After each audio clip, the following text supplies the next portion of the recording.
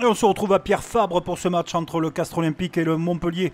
Héros au rugby des Montpelliérains convaincants face à La Rochelle la semaine précédente. Quant à Castres, il faut rester invaincu à domicile. C'est très important pour le CO.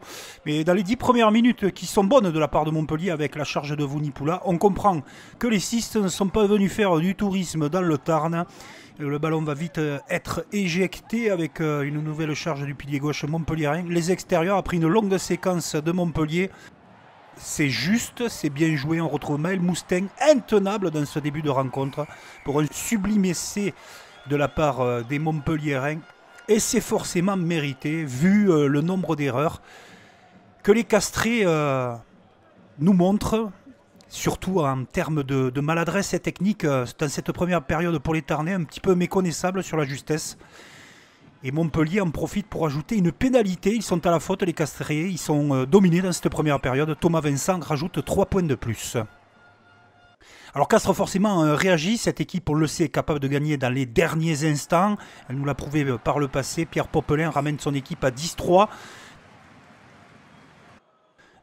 Castres commence à sortir un petit peu la tête de l'eau, mais reprend 3 points immédiatement par Thomas Vincent derrière, qui concrétise le boulot des avants montpelliérains ainsi que les 3 quarts très actifs. Regardez encore possession montpelliéraine, 26e minute de jeu. C'est pas le Montpellier que l'on a vu en grande difficulté depuis le début du championnat et la saison dernière.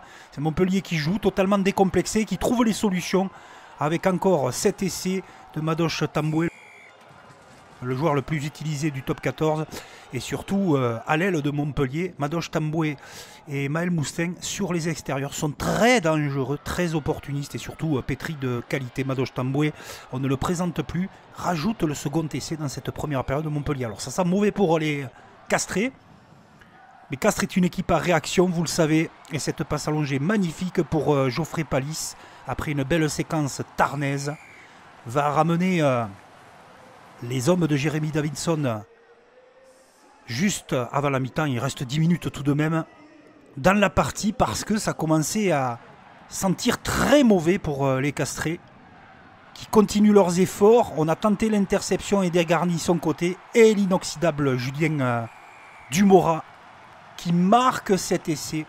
Petite erreur défensive très certainement, vous allez voir sur la montée montpelliéraine. On décroche complètement de l'aile.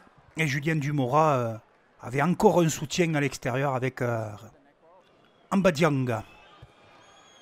Mais Montpellier continue à accentuer sa pression et retourne au vestiaire avec un plus 10 d'avance. La seconde période va être totalement animée. La nuit commence à tomber sur le Tarn. Popelin, réponse immédiate de Thomas Vincent. Là, on pense que Montpellier a fait le plus dur. Réellement, 72e minute de jeu, 26-16. Alors vous allez me dire, ça passera pas tout le temps pour les Castrés. Ça passe une nouvelle fois avec l'impressionnant Vilimouni Botitou.